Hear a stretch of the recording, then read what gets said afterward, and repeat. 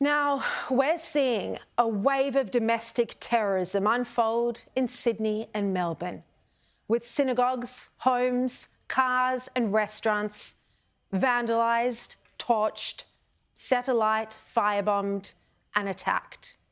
This took an even more dangerous and frightening turn this morning, with the overnight firebombing of a childcare centre in Maroubra in Sydney's east. Let me say that again, a childcare centre. The daycare centre was torched just before 1 a.m. with vandalism and anti-Semitic slurs on the building.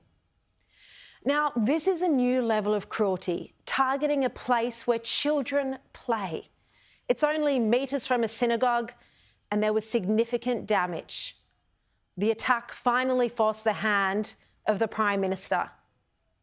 But the anti-Semitism genie is well and truly out of the bottle. Now, Albanese said today that he'd hold a national cabinet on anti-Semitism. He said that kind of in passing this morning, and then he held it this afternoon. It was a knee-jerk reaction, rather than giving the Premier's proper time to consider and put forward thoughtful submissions. Unlike Albanese, New South Wales Premier Chris Minns cares deeply about this hatred. When I went to see him today, he said he felt terrible.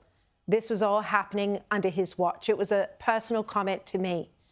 I said to him in the interview, what about the hate preachers who are given the green light to make derogatory and racist remarks against Australian Jews? What about the pro-Palestinian activists who get away with racist chants calling for not just the death, the massacre of Jews in Arabic and in English?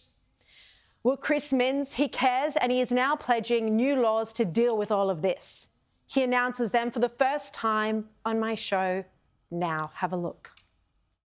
Premier, thank you so much for your time today. I wish I didn't have to interview you on this topic. What's your reaction to this attack on a childcare centre overnight?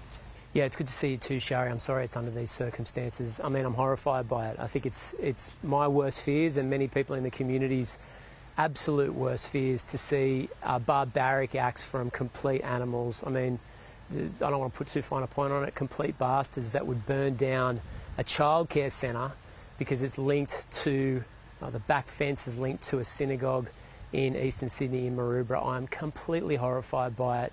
I think it's antithetical to everything that's been built up in Australia, and I can completely understand why the Jewish community in New South Wales feels under siege. These attacks are continuing, and I'm devastated by it, but the resilience of both the community and the government is unbowed, and we will catch the people who are responsible for it. The attacks do seem to be escalating, 2025, same old story. Do you wake up every morning like we do and you just are horrified to think of what's happened overnight? They are escalating, and I think it's important I say that. I don't want anyone to have the impression that we're trying to sweep this under the carpet or suggest that it's not a major issue.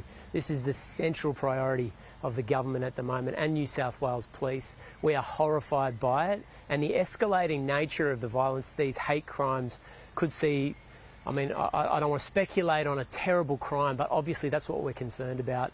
So, I mean, we watch it very closely. My wife said to me this morning as I got up for work and the reports came through of another fire that it was heartbreaking for the city. We're all devastated by it. And I hope that the Jewish community in particular knows that the vast majority of people that live in New South Wales are with them in solidarity against this horrific crime.